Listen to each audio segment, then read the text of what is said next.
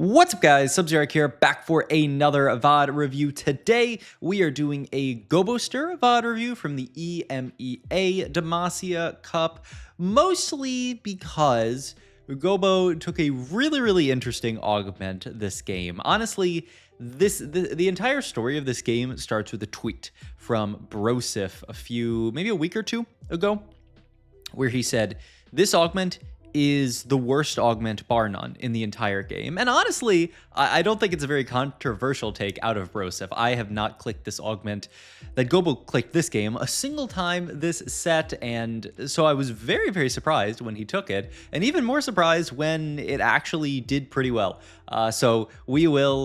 More than pretty well, honestly. I'm underselling it. It actually, he made this augment look broken. So we're gonna watch some Gobosteur here. I was just blown away by the spot as well. So we start off here with an okay Ionia opener. Ionia is gold gen Ionia, so decent enough to take here. We see Survivor, delayed start, preparation.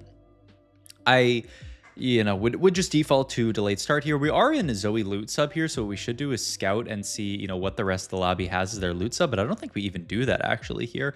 But he rolls, sees Eye for an Eye, which is a reasonable option as well, sees Lunch Money, which in my opinion is not a very good augment. And yeah, I think in this spot I would just say, our opener is like not the best. Maybe just take, maybe we love Ari so much as a unit that we don't care about taking the delayed start, but you just grab Eye for an Eye, live with it. But Gobosteur, you can kind of see already by how hard he's scouting the lobby and how much he's thinking about it. He grabs the Lunch Money 2-1 and gets a lucky item chest actually out of the loot subscription here, which is interesting. So he's going to throw this onto Ari, and with glove open is going to be allowed to pick up a Gnasher's Tooth here, which is pretty nice. But it's the Lunch Money game out of Gobosteur here. So it's an odd augment. Obviously you want to start the game off with a huge win streak to actually make this work.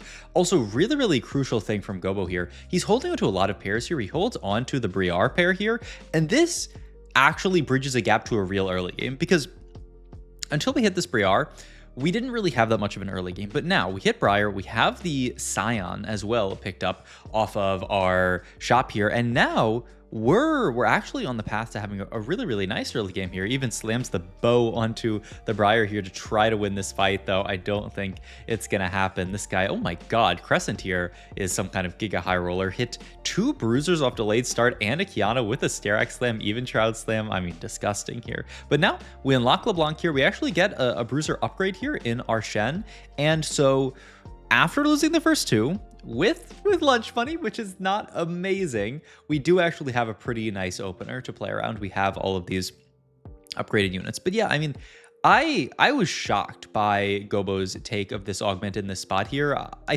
think the thought process is that, well, we have such a solid unit in the Ari that we actually do have odds of potentially, win streaking this stage, even with 0 upgrades.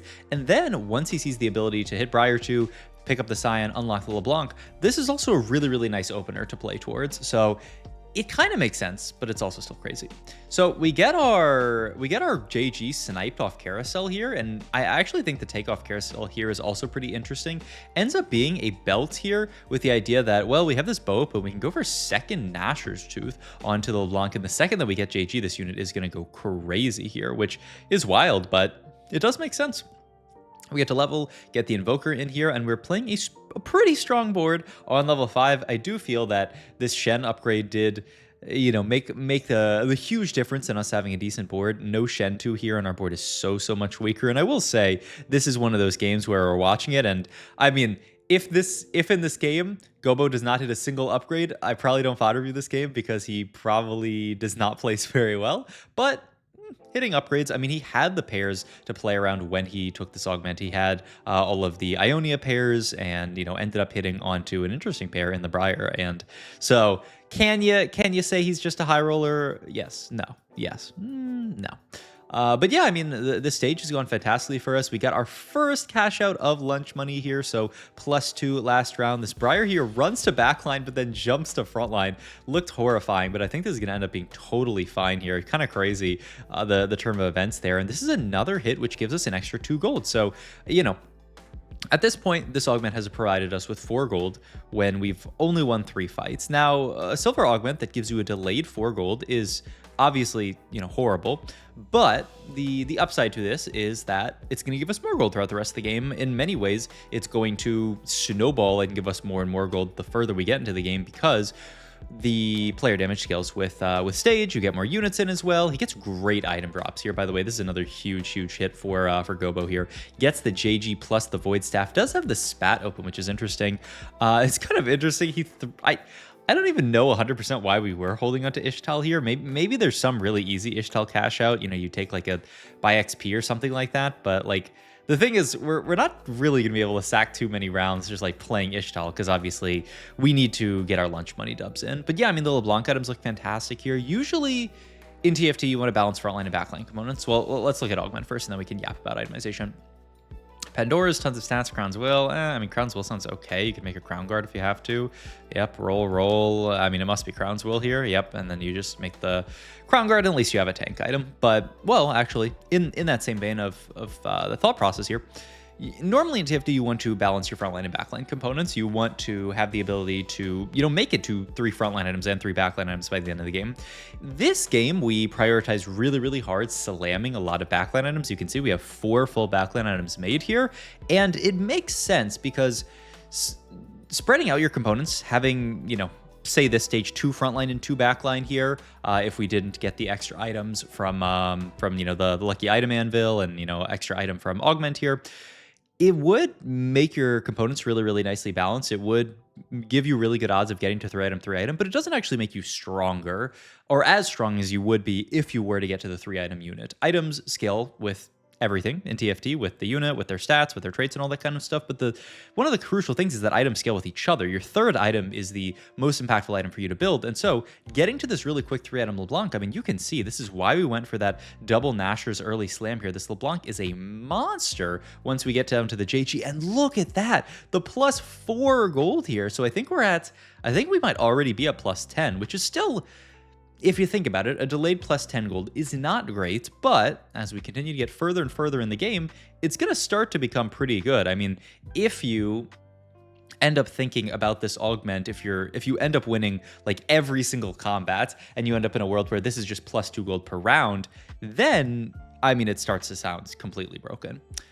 Pick up Belt off Carousel here and opt to slam the Freljord emblem and then get Freljord in on this board here, just with the thought process of, well, we're playing around this double Nashor's LeBlanc here. There's a lot of easy stuff to play into with Freljord on this board. We can easily play a 3 Freljord for pretty much free with just the Lysandra and the Braum, and I mean, honestly, Sejuani's pretty free as well, so you might end up in a spot where we just play a free 5 Freljord, and oh my god, we do hit the Braum, which is actually a huge hit here. Gets the 4 Invoker in. We are not actually going to play the Braum yet. I mean, the Koboko is just such a good in on boards like this, and he just bridges the gap so nicely into this, and then eventually, into the Volibear, who is another fantastic in on this board as well, who we will team planner out and just say, we would like to pick up a Volibear eventually. We are not quite there yet, and we don't really have many crazy HP items here. But yeah, another win, another 4 gold here. I think that showed 18 gold there. At this point, lunch money's actually looking really nice, and this is a board that, I mean, our only upgrades on this board are the Shen 2 and the Ori 2, just really nicely played from an itemization standpoint, and lunch money doing crazy work with it. So I just think this is such a cool, a very interesting played, early and mid game, and I mean, it's paying off hugely. Also, wow, these item drops, and these upgrades are really nice, and he gets a spat here and a belt drop, so we can make another Freljord emblem, which he is just going to immediately slam here and go into the 5 Freljord. Now, you might be thinking, well, this is really high roll, but everybody else in this lobby also picked up 2 spats this game, so we're either going to be seeing Fawn. This guy has the Earth Augment, which they turned into a Fawn, but there's going to be some high cap players this game. We might see like a 10 Bilgewater, things like that. So our goal in this spot is to just tempo the heck out of people, just to win every fight that we can here. Also, where's the gold from that? Interesting. Money Monsoon, Component Heist. All interesting options, but Gobo here, I actually talked about this in a previous VOD, and this was another augment that I had not really been that interested in, but they did buff it pretty precipitously. He's going to grab the Component Heist here because we're level 8. we're win streaking here. We're 89 HP. We can afford to lose some fights, even if, you know, you might say, oh, you know, don't you feel bad about potentially losing fights here with the fact that you have lunch money? Well, not really. We've cashed out so much gold out of lunch money already. It doesn't really matter if we sack a few fights here. And what's much more consequential is we're going to get this component heist here. This is going to guarantee that we're going to get heal cut here. We can just make a Morello slam out of the component heist items. We can make maybe an Edge of Night. Maybe, I mean, we'll see what we want to end up actually making for the bear, because the world's our oyster. There's so many items that we can slam here. So yeah, we're just going to accept that we can lose a few fights here and just take component heist, because if you think about what component heist actually gives you, I mean, it is a giga prismatic, right? I mean, there are a few prismatics that give more raw actual power as an augment, and obviously you have to play with the huge downside of you losing out on an augment for 4 rounds, especially on stage 4. I mean, losing these 4 rounds of having a prismatic augment, I mean, it's obviously a big downside, and so you should get a big upside, and you do. So yeah, we are going to continue to actually lose a few fights this stage, but totally fine. We're level 8, 40 gold here, looking at a very reasonable fast 9 in this spot. Oftentimes you'd fast 9 this into a Rise Volley game. We'll see with the double Freljord spats. I mean, it's very easy to just fit the Rise Volley board and then play 5 Freljord. Almost looks like we're trying to go for the 7 Freljord here. So we'll see where Gobo ends up. He does pick up a free Lysandra on Carousel, so that will very likely be our 7 Freljord onto this board. And yep, boom, comes in. Pretty sad that we do have to cut a LeBlanc too, but we don't really want to drop out of Piltover here. Yeah, okay, I was about to say, I mean, it's kind of tempting to still do this and just drop out of Piltover there. And okay, so we do end up doing this here, and the only other downside is now this Gnasher's Tooth is a little bit stranded on this Lysandra with no spell crits, but not the end of the world. And hey, I mean, once again, we are going to be getting our component heist here, so I mean, we could make another JG. You could do everything here. You can do literally everything you want. Honestly, it's kind of a question of like, what do you want to do here? Because there are so many things that you could do. So yeah, I mean, there's also, I haven't actually seen this Freljord statue positioning before, where he has 1 like on the front row and then 1 on the second row, and it allows him to actually kind of like spread really nicely. It creates these like 2 separate little clumps. This is actually really cool. Yeah, once again, I haven't seen this, but it makes a lot of sense. But yeah, the LeBlanc 2, still a beast on this board. Fighting a Twisted Fate 3, though. I think we might still pick up one of these scam wins here. These are the best wins, where you have component heist coming out here, but then you still end up winning a fight here. So we get all our caches here. Feel like, yep, he is. So gonna slam the JG there to finish out that Gnasher's. Means that if we do want heal cut, we're potentially going to be forced to make Sunfire, though might end up getting something like a rod out of here. I mean, we honestly might have to end up making it. Oh, he's gonna make red buff. Okay, yeah, this makes a lot of sense. Out of the extra bow that we get here, can finish off a Sterex onto the Volley Bear here. Random red buff's gonna go there. We actually get even more components here, so we're gonna make Evan's Shroud here, and then make a Bramble Declaw onto the Braum. Yeah, I mean, I like these slams a lot. Grants us our heal cut, grants us our last Volley Bear item, and then even Shroud. I mean, we do a little bit of physical, especially with the idea of potentially getting to a Volley Bear 2 down the line. So I like the itemization a lot, and we win another fight there. Boom, 4 gold for us from our lunch money. Lunch money just doing crazy work here. Now we're gonna go level 9, gonna level up here. We do have Ziggs unlocking, though I don't know how interested we are in that. And yeah, he is gonna opt to remove our items here to 1, not unlock Ziggs, and 2, to get items over to the superior unit, the Braum here. And he also plays this kind of interesting 2 Piltover package, just the Warden and the Defender, so that we get all the frontline traits in. Don't need to worry about the Oriana, because we are still playing around this LeBlanc. So yeah, I mean, it looks really nice. It looks really nice. We're gonna get another win here. Wait, where was the... Okay, I was about to say, where's our lunch money? Okay, continue to roll down here, digging for a lot of stuff here. Zillion pair here, really nice. If we can hit Zillion too, that is I mean, it's a 1-to-1 replacement for the LeBlanc, a fantastic carry. He's gonna move the red buff over to the Zillion, just because Zillion hits a lot of units, he damage over times, he's a great holder of this kind of stuff, so this looks fantastic. And yeah, he ends up kind of having to Freljord up frontline here. Also, wow, the presence of mind to anti-Diana positioning here. This guy might be kind of a beast here. I mean, I know I flame a U players maybe a little bit too much. Look at that huge lunch money cash out, 38 gold. Man, I was so excited I jumped out of there. He has farmed 38 gold from a silver augment this game. So this is where it starts to feel like it might be okay. It's obviously not broken. We can be reasonable and not say that, but a silver augment has given us 38 gold. There is no augment, there is no silver augment in the game that can give you that level of economy. I mean, it's just true. It is just an objective fact. So I mean, such a cool idea from from Gobo, and I mean, he's doing really well with it. You do still have to watch out. Is anyone, going for 3-star 4 cross? Is anyone doing some kind of crazy thing with all the spatulas we've seen?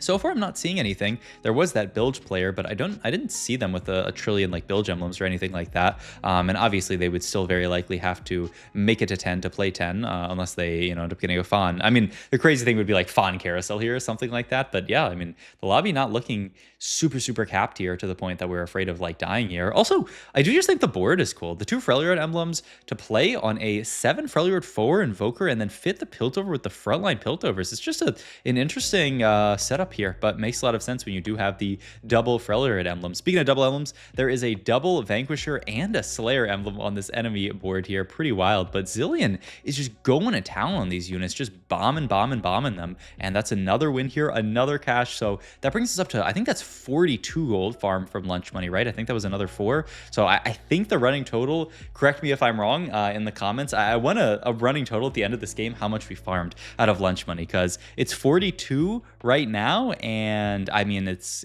only going to go higher here. I mean, we're going level 10 in this spot. Get another spat for a 3rd Freljord emblem. What? Okay, I mean, you want to play all these units is the hilarious thing. I mean, we could find Ori. I mean, he might just end up playing. I mean, looks like he is just going to drop out of Defender here and play the random Swain. He does end up hitting Sedge 2 here. Going to throw a Vow into the Swain. I mean, just a great unit in general to fit onto the board here. Rotate into this Bilge guy who does have a Bilge spat down there. It's actually a really close fight. We do end up winning, killing Hypno, and we do get our cash out, and we do win the game. I think... was that 6 at the end there? I'm gonna call it 48 gold. Somebody give me a running total in the comments. Somebody who's way more patient than me probably knows what the actual number is, but I'm gonna call it 48 gold farmed lunch money. The game lasted 31 minutes. What round did we end on there, by the way? 6-1. The game was over. I was looking at my recording. I'm like, oh, only 16 minutes in, but Gobo just took everybody's lunch money. He just killed everybody with this, I mean, insane Freljord fast 10 with lunch money strat, silver augment that basically gave him prismatic augment of econ. So just a crazy game, and just showing the power of, every augment in TFT is takeable. Okay, maybe that's a lie, but I love spots like this where it shows an augment that, I haven't taken this entire set. I've basically been like, yeah, this is like pretty much untakeable. Even someone like Broseph, who's a fantastic player, says this is basically untakeable. Gobo takes it at the highest level of competition and wins with it. So, I mean, this is why we love TFT. So, hope you guys enjoyed this video. If you did, please like, comment, and subscribe. Check out my Twitch for Medify. All my links down below, and I will see you guys in the next video. Thanks for watching, as always.